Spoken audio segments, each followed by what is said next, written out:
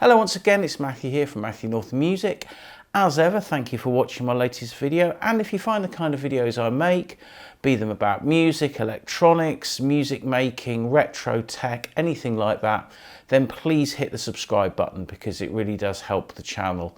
And if you hit the little bell icon, you'll be notified next time there's a new video. And if you find anything I do interesting, please share the videos on social media because it really does help the channel a lot. And it's all completely free. Now, today's video is about, well, it's about music, it's about friendship, it's about history, and it's about guitars, and all those things kind of net together. It's about history because this video starts with me learning to drive when I was 19 in 1992, and my driving instructor was a chap called Steve Hall, and he was also a musician. He played in a local band called Lock, Stock and Barrel, and after I'd passed my driving test, I occasionally used to see him around, but I hadn't seen him really for over 30 years. And then through YouTube, he contacted me. And he contacted me because he'd seen some videos I put out about some GP Electronics amplifiers. Now, GP Electronics was a local firm to where I lived. And Steve used to use Gerry's amps, and he actually still had one. And he got in touch with me about it, and to cut a long story short, I ended up buying it off him, and I bought a few other bits of kit off him as well. And then he said to me, look Matt, I've got this piece of wood, and it's been in the shed for years, and it's a piece of ash. And the idea was I was thinking of getting a guitar made with it, and you know, I never got around to doing it. Do you want it? And I said, yeah, I'll have it. I kind of thought in the back of my head, I'd done a couple of kit guitars. Well, I'd done the one kit guitar and I sort of rebuilt another one, which I'll be doing a video about at some point. And I thought, yeah, I might have a go at it. You know, how hard can it be to cut a piece of wood up and make a guitar? So I got this piece of wood off him. And then it sort of sat with me for about a year, I suppose. And in that time, I got to know Paul down at Milehouse Studios. Now, regular viewers to my channel, you probably know who Paul is. You probably subscribe to him, and so I know some people subscribing to this channel have come to this channel because they've seen me in Paul's videos. Anyway, I cheekily went round there with this lump of wood, and I said to Paul, you know, do you think anything can be done with this? And after he stopped laughing, he said, yeah, I'm sure we could do something with it. And so I left it with him, and it was two pieces of ash glued together. The glue join wasn't very good, so he had to split them apart and rejoin them. And I said I wanted a Telecaster type shape guitar. And so he managed to cut it out as a Telecaster shape. And I sort of saw the piece of wood a while back, and I thought, yeah, this is starting to look good. And I hadn't quite thought 100% what I wanted with this guitar. And so I kind of just left it in his hands, really. And then I got a guitar neck for it, and the guitar neck itself wasn't really the right type. And this is the neck in question. This is I got this off eBay, I think. And I like the idea of a Strat type neck on a telly body, and I thought this might look quite good. Anyway, what it turns out is he'd cut the heel out for the neck for a Telecaster neck, and I didn't realise they were different to Strats. So he said this really wasn't an appropriate neck, and in fact he said this neck is pig ugly. I quite like it myself. Anyway, what I'm going to do with this neck is I bought this body, and obviously I'm going to build some kind of Strat bass guitar. I did get Paul to drill the holes out for me for the neck plate. But everything else I'm going to do, so he's done the difficult bit. And yeah, we'll see how we go with this. I haven't got around to doing this. In fact, you've probably seen this in the back of videos I've done in the shed, because these two bits have been in the corner of my desk for a while. But I have all the hardware for this. I've got the pickups. I've got everything, really. What I'm going to have to do is I'm going to have to grain fill this body, spray it, then lacquer, spray it with whatever paint, lacquer it, sand it, all that stuff. And to be honest, it's quite boring, and that's why I haven't got around to doing it. But I will do. Anyway, so I've been not really thought much about this guitar. Then I got a text off Paul yesterday saying, "Oh, do you want to come around and see your guitar?" And it's like, "Oh, is it done?" And he said, "Yeah." And he said to me, "You know, well, can I do anything I like with it?" And I said, "Yeah, within reason, but I don't want it painted black, and I don't want, you know, skulls on it or anything else." So he's basically, all I know is that he's not done any finishing to the body.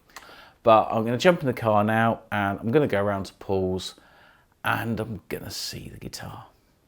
Well, here we are at Milehouse Studios. Now, obviously this isn't mine, this is Paul's studio, but what a fantastic place it is.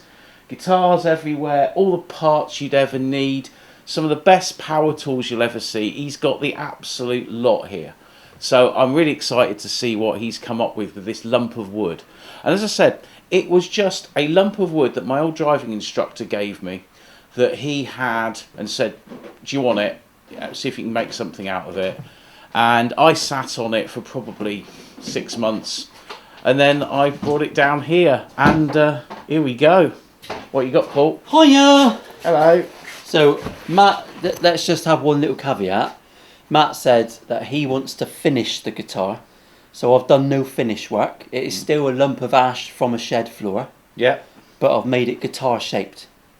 Which I can't do. As you saw from the headstock cut I did on that Jazzmaster kit that I built, I am no woodworker. In fact, I'm absolutely rubbish at it. I'm most impressed with the AliExpress neck.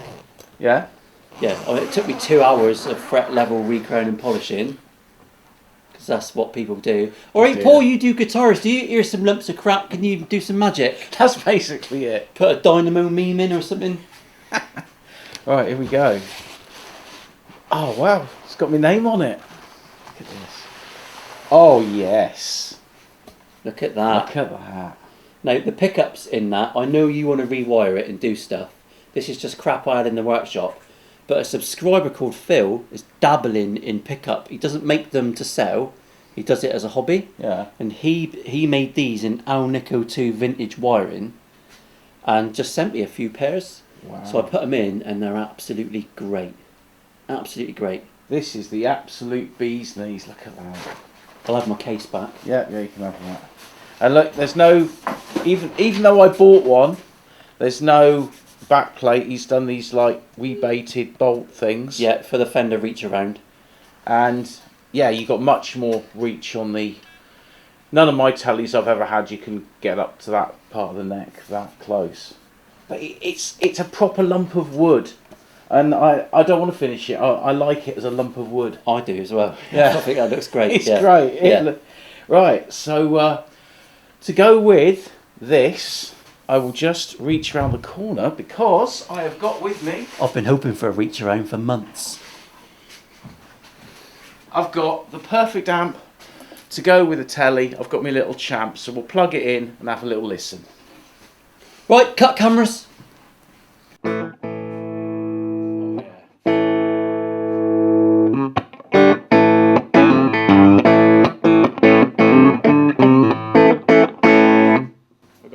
Yes.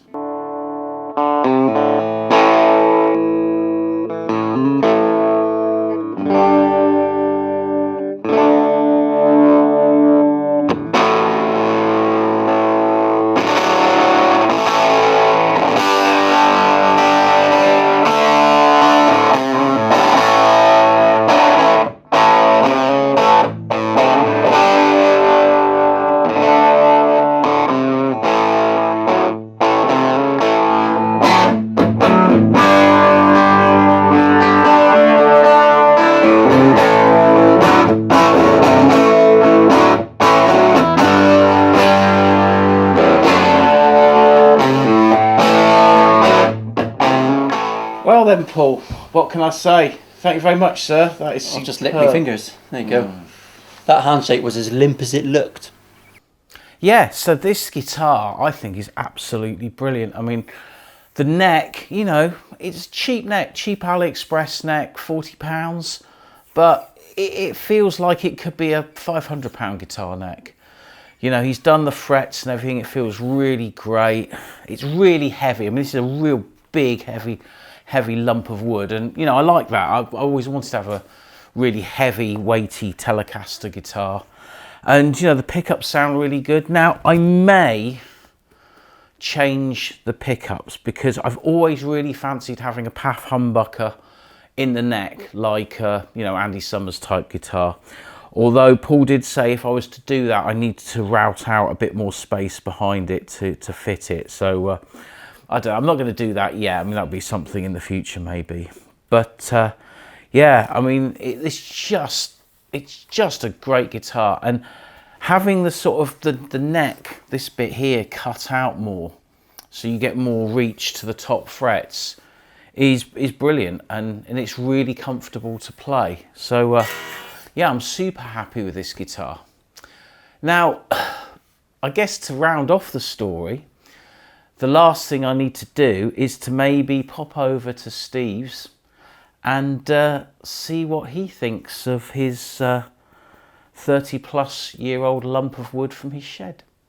This is Steve, and amazingly, 33 years ago, taught me to drive, and I passed first time. I'm still taking the medication. I've only had 2 speeding tickets since then. That's quite good. Yeah, it's not bad. Right, so anyway, Steve gave me this lump of wood, and we all know what's happened to the lump of wood, and it's now in here. So you've seen this, but Steve hasn't. So no, this is a first. This is a first. So if I can get the zip open of this case. Wrong side. Stuck. Right, so then Steve, this is what was your lump of wood. Oh my goodness me. A bit heavy as well. It's very heavy. Wowee. Paul did say to me, did I want it hollowed out to make it lighter? And I said, no, it's got to be... No. Sustainably fantastic. Goodness me. Yeah. So it's a Chinese neck, AliExpress neck. But your lump of wood, he had to re-split the wood because the glue wasn't very good holding the 2 bits together. So he re-split it, re-glued it, and then... You can't see the joint. No. It's a nice piece of wood. It's. I mean, I've no idea how old this wood is. I've had it for over 20 years. Yeah. So. Oh, the picking there. Yeah. There's that one. How's it feel? There's a stain on that. Yeah, it's nice, That's isn't pretty it? fair.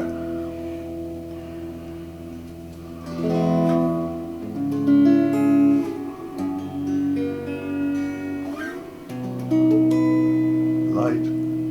Yeah. Bottom into it.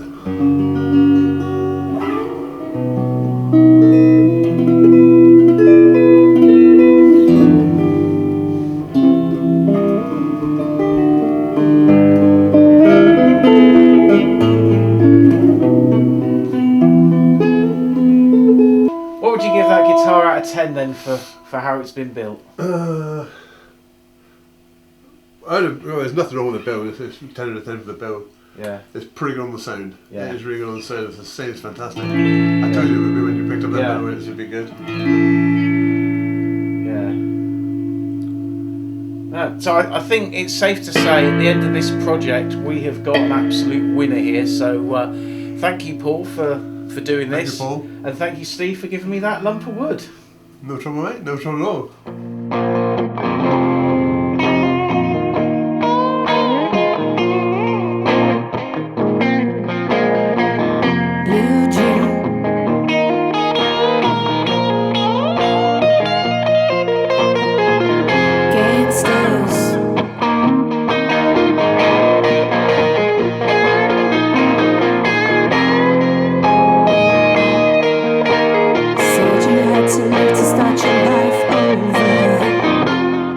That then is a little clip of a cover version of Blue Jean by Lana Del Rey performed by Karamatic, and I can put a link to the full version of that song in the description if you want to take a listen. And please give us a follow on YouTube and on all our social media channels, because we know we're a new duo and it'd be really great to have you on board. Now, how does this guitar then sound, rather than on an American style amp, which was the Tweed Deluxe in that little clip, to my favourite amplifier that I own, which is this, my Marshall Bluesbreaker Combo. This one was made in the late 90s. It has greenback speakers in the back, and you're just going to hear the guitar straight into the amp. I'm not going to put any effects in front of it, although by the time you see this video, I'd have probably added just a little bit of reverb off the computer. But that's using both pickups. Here's the neck pickup, the P90. I think that's got a really lovely sort of mellow sound to it. In fact, if I played Blue Jean on that,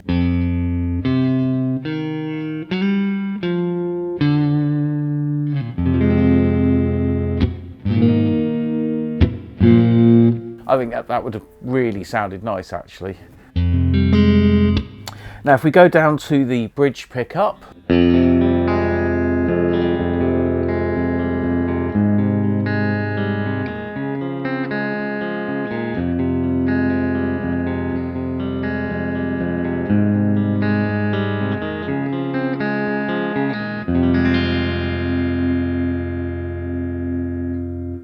again, it's a really nice sounding pickup. You know, I said these are pickups that were custom made, and they were given to Paul, and I think they work really well together in this guitar. So let's flick into the middle position again, and we'll just listen to both pickups again.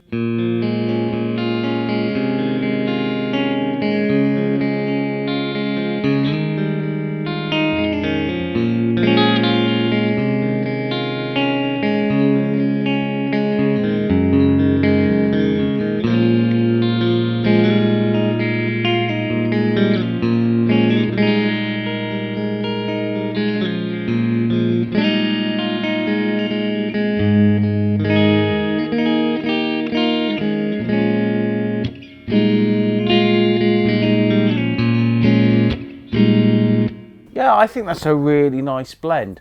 Now, I want to hear this with a little bit of the old tremolo sound, so I'll just turn that on a bit, because I think this is where, you know, this guitar's mojo's kind of at, to be perfectly honest.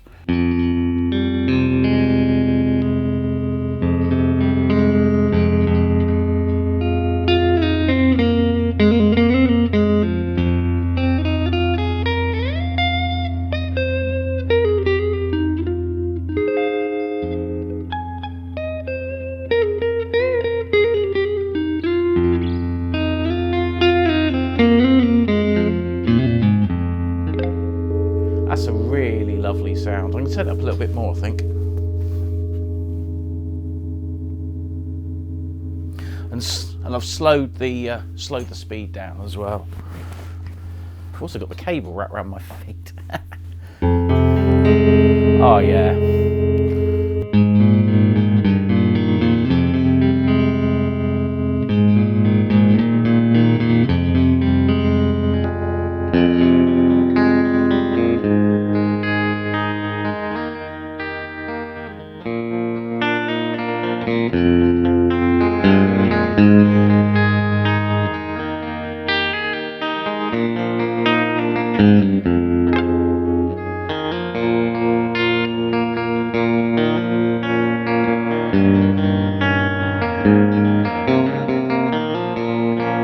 I think it's the neck position that wins it for me.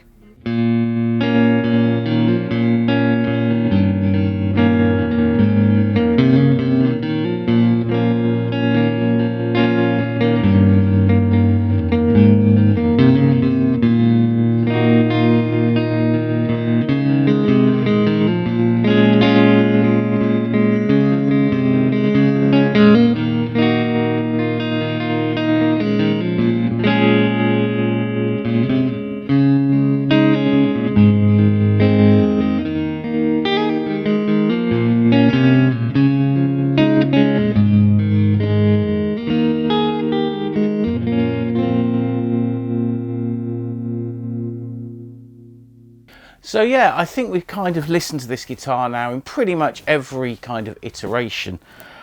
And at the end of the day, it's the pickups that give it its sound, nothing else, just the pickups. But this guitar is so playable. It's even the fact it does weigh a ton. And I'll be honest, if I was playing on stage for 2 hours, I might not use this for the whole gig because it is really heavy. But it's got the real feel of an old guitar. And I think the nearest I've ever felt to playing that this guitar feels like is when I did once play my friend Kevin Armstrong's 1954 Telecaster, and then that is just like proper old and it's wonderful. And this is probably the nearest I've ever got to certainly ever owning anything that feels like that guitar. So yeah, it's a brilliant guitar. I'm so happy it's finished, and yeah, I absolutely love it. Anyway, hope you've enjoyed this video. Sorry it's a little bit of a long one, but if you do, hit like and subscribe. Obviously, the chances are you're probably already subscribed to Milehouse Studios, but if not, give Paul a follow on there. And if you like the song earlier, the Charomatic song, come and follow us on YouTube and Facebook and Instagram. And if you are in the sort of the South Devon area, which is where we mostly play live, you know, come to a gig sometime. Anyway, hope you enjoyed the video. Catch you on the next one.